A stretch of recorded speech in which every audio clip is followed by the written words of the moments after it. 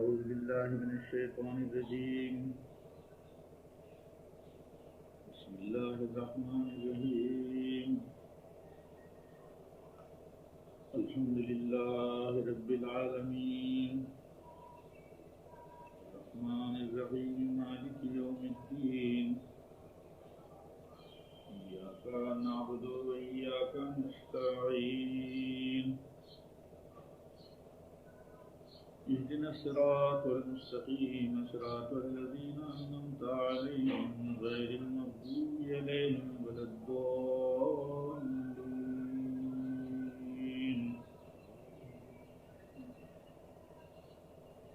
لو أنزلنا هذا القرآن على جبل لرأيته خاشعا متصدعا من خشية الله. تلك الأمثال نضربها للناس لعلهم يتفكرون. والله الذي لا إله إلا هو عالم الغيب والشهادة هو الرحمن الرحيم. والله الذي لا إله إلا هو الملك القدوس السلام المؤمن المهيمن العزيز الجبار المتكبر. سبحان الله عما يشركون. هو الله الخالق البارئ المصور له الأسماء الحسنى يسبح له ما في السماوات والأرض هو العزيز الحكيم. بسم الله الرحمن الرحيم. يا أيها الذين آمنوا لا تتخذوا عدوي وعدوكم أولياء تلقون إليهم بالمودة وقد كفروا بما جاءكم من الحق يخرجون الرسول وإياكم أن تؤمنوا بالله ربكم إن كنتم خرجتم جهادا في سبيلي وابتغاء مرضاتي تسرون إليهم بالمودة وأنا أعلم ما أخفيتم وما أعلنتم ومن يفعله منكم فقد ضل سواء السبيل.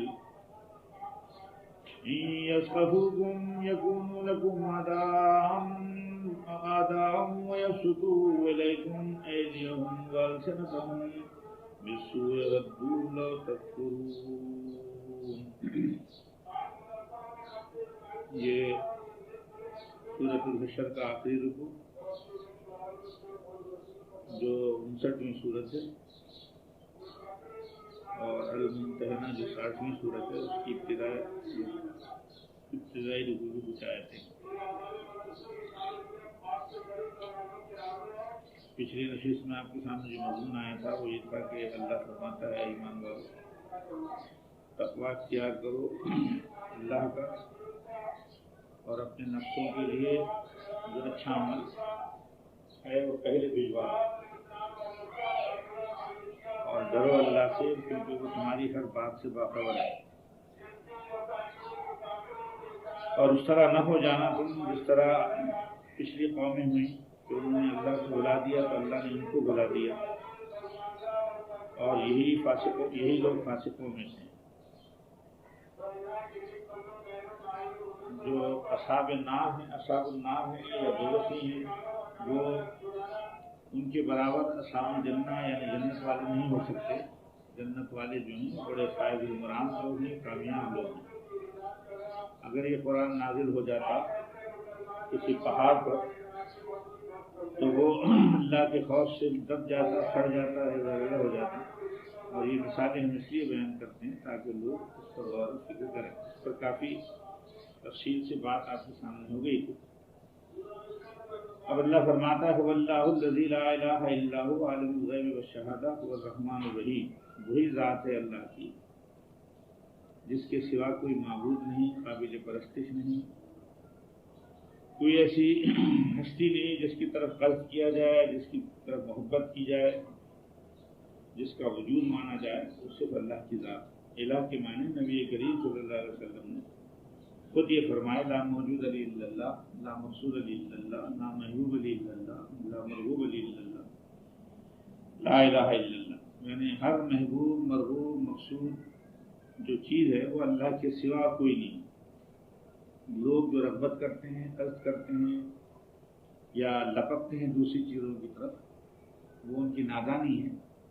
اصل لپکنا یا رغبت کرنا، محبت کرنا یا کسی چیز کو ماننا موجود کہ وہی موجود ہے، واجب الوجود ہے، وہ صرف اللہ کی ذات ہے. باقی سب جو ہیں عدم میں ہیں، یا یوں سمجھو کہ باقی سب جو ہیں وہ فنا ہونے والی ہیں.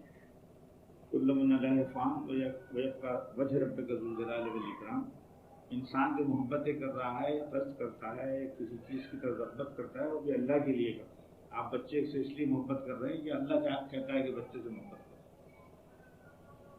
یہ ہے بنیادی بات. ماں باپ کی عزت کر رہے ہیں تو اس لیے کر رہے ہیں کہ اللہ کا حکم ہے. فقیر کو خیرات دے رہے ہیں تو اس لیے دے رہے ہیں کہ اللہ کا حکم ہے. الحب للہ البغض للہ. محبت بھی اللہ کے لیے اور بغض جو ہے، عداوت جو ہے، وہ بھی اللہ کے لیے. شیطان سے اگر دشمنی ہے تو اس لیے کہ وہ اللہ کا خود دشمن ہے، وہ اللہ کا نافرمان ہے. تو جب یہ پیورٹی یا یہ خلوص یا یہ کمال پیدا ہو جاتا ہے تو پھر وہ ہے اصل اسلام کی شکل. اسی کو حضرت علی کی ایک روایت میں آیا ہے کہ جب آپ نے دشمن کو پچھاڑ دیا تو اس نے منہ بھی تھوک دیا، آپ اس کے سینے سے ہٹ گئے. اس نے کہا کیوں؟ میں نے تو منہ پہ آپ کے تھوک دیا تھا، آپ نے تو اور جلدی مار دینا چاہیے تھا. آپ نے کہا کہ پہلا غصہ اللہ کے لیے تھا، دوسرا غصہ جو ہے وہ میرے نفس کی وجہ سے آ گیا کہ تو نے میرے منہ پہ تھوک دیا، تو میں نے اپنے نفس کے لیے تجھے نہیں مارنا. آپ بڑھ گئے. اسی بات کو اس نے کلمہ پڑھ لیا. تو اعمال بعضت متشابہ ہوتے ہیں، یعنی آپس میں ایسے معلوم ہوتے ہیں ہم رنگ، لیکن ان میں بڑا فرق ہوتا ہے. جس کی نیت صحیح ہوتی ہے، جس میں خلوص ہوتا ہے. جیسے گلاب کا پھول ہے اور دوسرے سرخ پھول ہوتے ہیں، بازار دیکھنے کو ایک جیسے نہیں، لیکن گلاب گلاب ہے، پھولوں کا بادشاہ ہے. ایسی اعمال بعض وقت بڑے بظاہر بڑے اچھے لگتے ہیں. نماز پڑھتے ہیں مگر اللہ نے کہا ریا کی نماز نہیں پڑھو اور تمہارے منہ میں مار دی جائے. حج کرتے ہیں، زکاتیں دیتے ہیں، کہ اللہ نے کہا دنیا کو بتانے کے لیے نہیں کرو. تو یہ جو اس میں ایک پیورٹی یا خلوص آتا ہے، اللہ کو بہت پسند ہے. اسی لیے ہر حدیث کی آیت، ہر حدیث کی کتاب کی شروع ہوتی ہے والعمل بالنیات سے شروع ہوتی ہے. بڑا وزن ہے نیت. بلکہ بعض وقت ایسا ہوتا ہے کہ نیت اگر صحیح ہے اور کام غلط ہو جائے بظاہر، تو اللہ کو اس کام کے غلط ہونے کی پرواہ نہیں ہے، سنبھال لیتا ہے کیونکہ نیت صحیح تھی.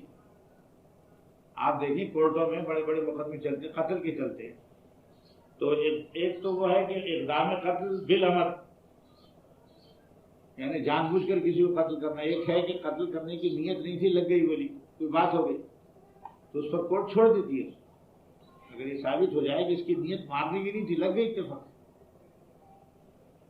تو خدا کے پاس بھی یہی بات، وہ آپ کے اندر دلوں کی چھپی ہوئی بات جانتا ہے. اسے پتا ہے کہ آپ کیا سوچ رہے ہیں، کیا نہیں سوچ رہے، کیا کر رہے ہیں، اور اس کے اندر آپ کی نیت کیا ہے. اس اعتبار سے فیصلے ہوتے ہیں. تو اللہ فرماتا ہے کہ واللہ الذی لا الہ الا ھو. اصل قابل پرستش، رغبت کی چیز، محبت کی چیز، چاہنے کی چیز خدا کی ذات ہے. اور جب یہ کیفیت انسان کے اعمال پر چھا جاتی ہے تو اس کو پھر ایک کوئی اور ہی لطف آتا ہے اپنے اعمال سے. تو دیتے نا خیرات دیتے ہیں، خوشی ہوتی ہے کیونکہ وہ دکھاوے کے لیے نہیں دے رہے، وہ خدا کی رضا کے لیے دے رہے ہیں. تو اندر ایک ان کی کیفیت پیدا ہوتی ہے جس کا بیان نہیں کر سکتا انسان. یہاں تک آیا کہ اس ہاتھ سے دو تو اس ہاتھ کو خبر نہ ہو. یہ بھی خیرات دینے کا ایک طریقہ بتایا. اس ہاتھ سے دو تو اس ہاتھ کو خبر نہ ہو. پھر ایک جگہ آیا کہ احسان جتا کے نہ دو. کتنی یعنی مذہب نے کتنے بریکس لگائے آپ دیکھیں. احسان جتا کے مت دو. ایک صاحب ہیں یہاں کراچی ٹائل مار کے، انہوں نے ایک دن کہا کہ میرا فقیر آتا ہے میرے پاس، بڑی سب کچھ سنا کے جاتا ہے اور ایسا لیتا ہے مجھ سے جیسے کہ میرا قرض، اس کا قرضہ ہے کہ میں کیا کروں. میں نے کہا اس کو اور ڈبل دو. کہ یہ کیا؟ میں نے کہا دیکھو یہ تم دے رہے ہو، اس کے حساب نہیں کرتے.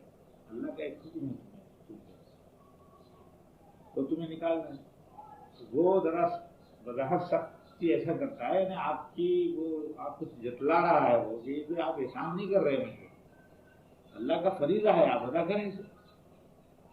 آپ نے کچھ ایسی ویسی انداز اختیار کیا ہوگا، وہ ذرا سخت ہو گیا تو آپ دیں اسے.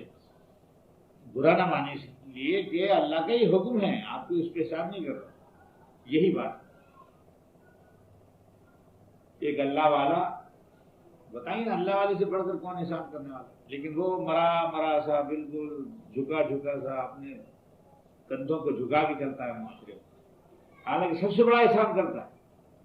اس کو پتھر پھینکے جا رہے ہیں، زخمی کیا جا رہا ہے کاغذ کے بازاروں میں سے، اس پر لان تان کیے جا رہے ہیں، اپنے بھی دشمن پرائے بھی دشمن، اور اتنا بڑا احسان کر رہا ہے کہ اسے لینے دینے کی بات نہیں کرتا، وہ خدا کی طرف جھکانا چاہتا ہے. اس کو گھروں سے نکال رہے ہیں، مدینہ ہجرت کرنی پڑی، آ جایا جنگ میں فتح مکہ کی تمام تفصیلات آئیں. اور کب ہوئی فتح مکہ؟ 12 سالہ تبلیغی دور انتہائی کٹھنائیوں سے گزر کر نبی کے صحابہ کرام گزرے، 3 سال تک چبڑے بھون کے کھانے پڑے. کس خوشی میں بھائی؟ لوگ اپنے روٹی پیٹ کے لیے کرتے ہیں، پھر محنت اٹھاتے ہیں، اللہ کی لیے کیا اٹھانا بلا نس بولتا نا اندر سے. یہ بیماری تمہارے قائم ہو گئی شروع ہوئی. آج بوسنیا میں جو کچھ ہو رہا ہے، کشمیر میں جو ہو رہا ہے، ایسے لوگ بھی ہیں ان کی طبیعت پہ کوئی اثر نہیں ہوتا، ایسے بھی ہوتے ہیں جن کی راتوں کی نیندیں حرام. یا اللہ کیا کیوں اتنا ظلم مسلمانوں پہ؟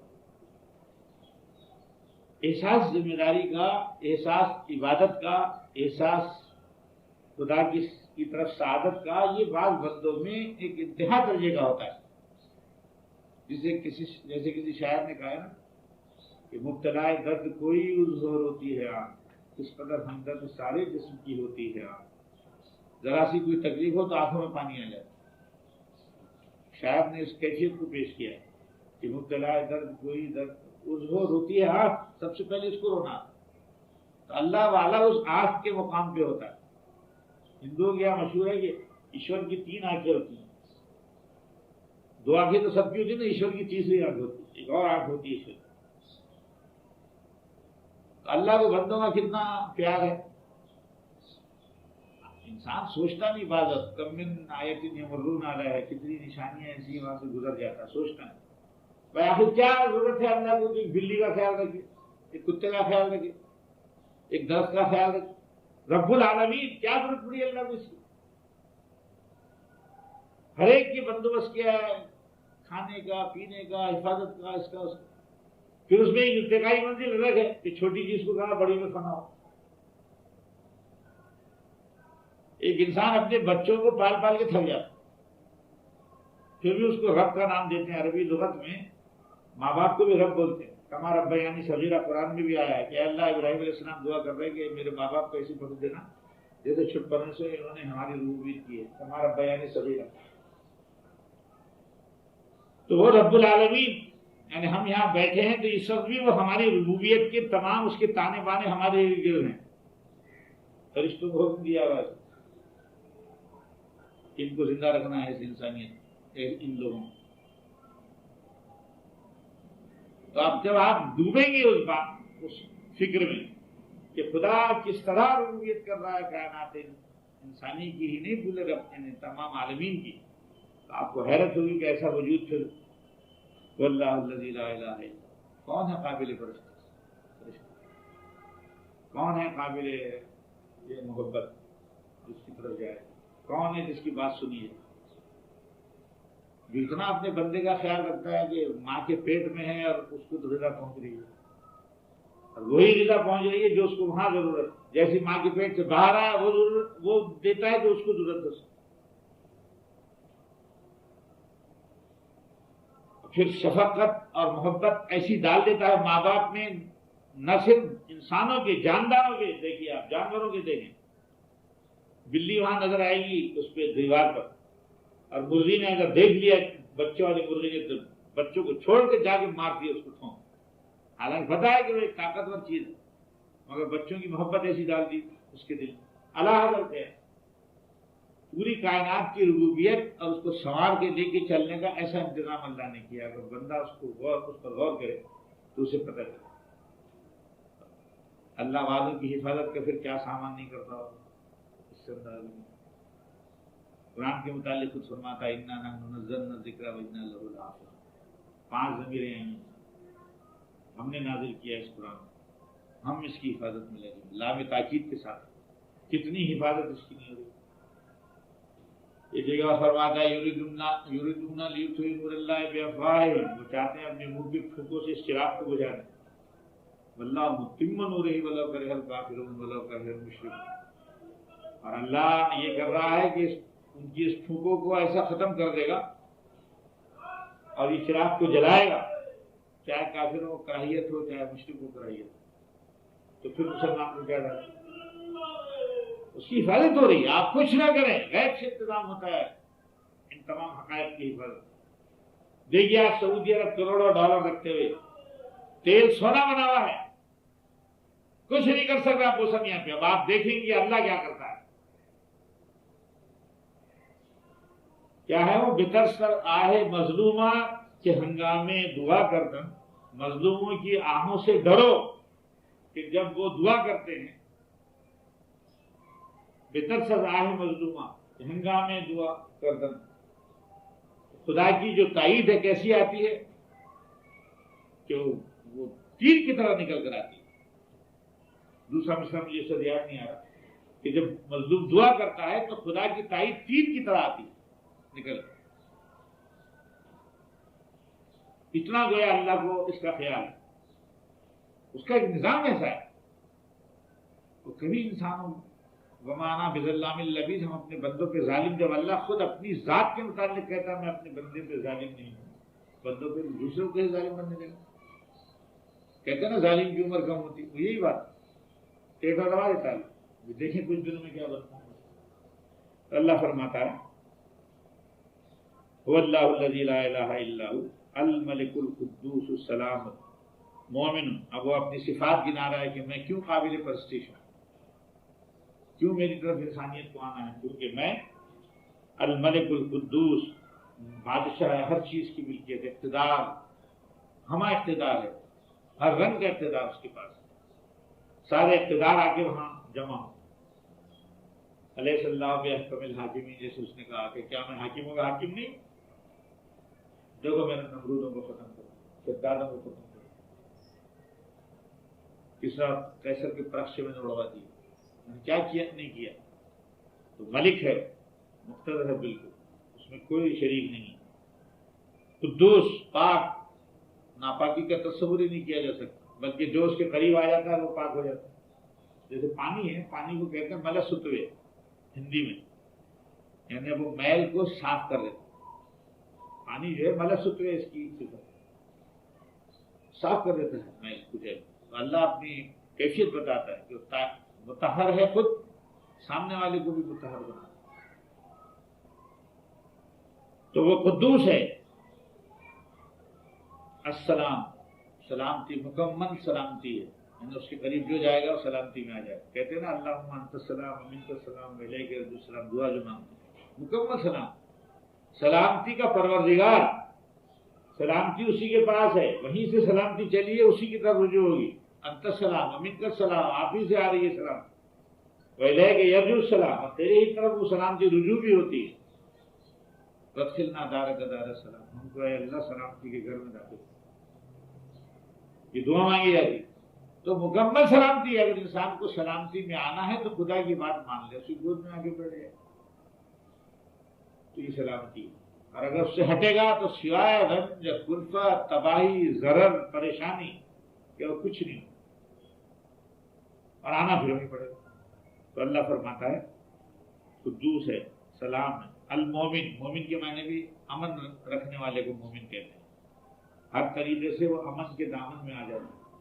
ایک جگہ آیا ہے کہ قل لا يحكمك قل لا يؤمن احدكم حتى يحكمك فيما شجر بينهم، کہہ دیجیے اے رسول اللہ صلی اللہ علیہ وسلم، ڈنکے کی چوٹ کے تم امن میں نہیں رہ سکتے، مومن بھی نہیں کہلا سکتے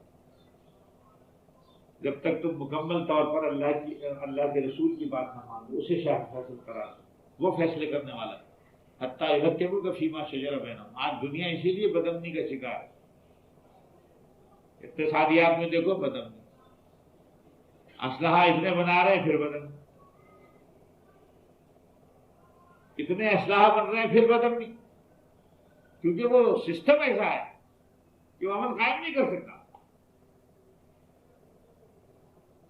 امن اسی طرح قائم ہوگا جیسے مادیات میں ایک حفظان صحت کے جیسے اصول ہیں، میں نے بار بار آپ کے سامنے کہا کہ ان کو آدمی توڑے گا تو جسم پر بیماری آ جائے گی.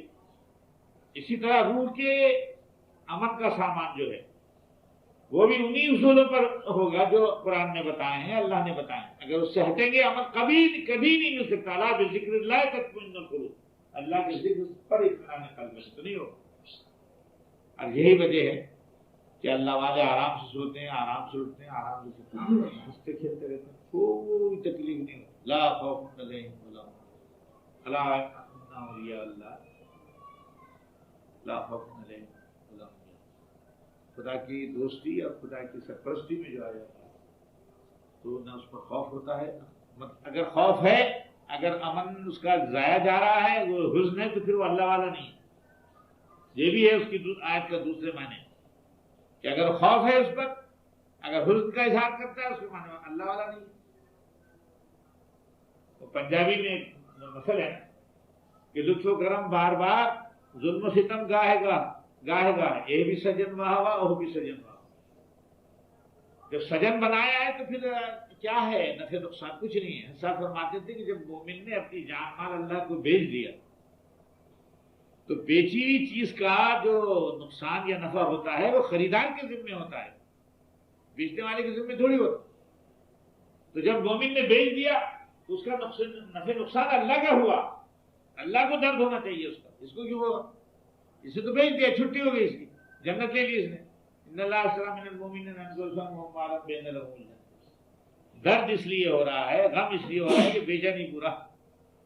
کوئی ڈنڈی واری ہے، کچھ گڑبڑ ہے اندر، چپ بولتا منہ سے، جان دی ہوئی اسی کی ہے، حق تو ہے، یہ ہے کہ حق ادا نہ ہو. لیکن ذرا سوئی ہوئی دیکھو، وہ مار، مطلب یہ جان دی ہوئی نہیں ہے جی، شاعری کر رہا ہے. جب بیچ دی ایک چیز تو اس کا نفع نقصان اس کے ذمہ ہے خریدار کی. تم کو کیا پریشانی ہے؟ تو اللہ فرماتا ہے مومن مہیمن نگہبانی کرنے والا. اب کتنی صفات دیکھو اللہ گنوا رہا ہے. یہ فاتحہ کے وقت یہ سورت باقاعدگی سے پڑھی جاتی ہے ہر جگہ پورے عالم اسلام.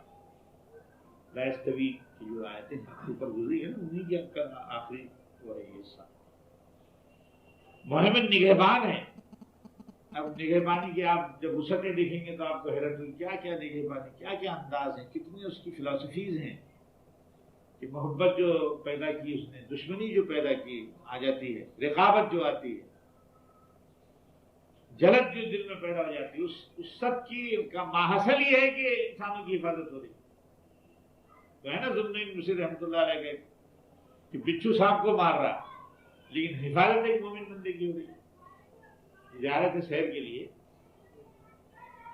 ذوالنون مصری رحمۃ اللہ علیہ صبح ایسے نکلے تھے.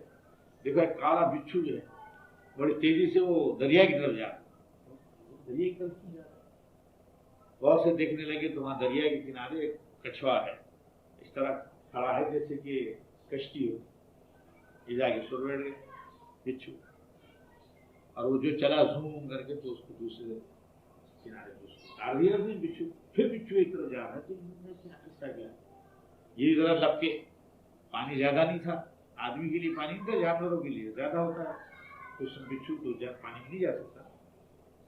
وہاں گئے، دیکھا تو وہاں ایک سانپ خراٹے لے گئے، بڑے زور سے سو رہے ہیں، منہ کھلا ہے، خراٹے لیے پڑے سو رہے ہیں. مگر دوسرے لمحے یہ وحشت میں آ گئے کہ ایک سانپ جو ہے بس ان کو ڈسا ہی جا.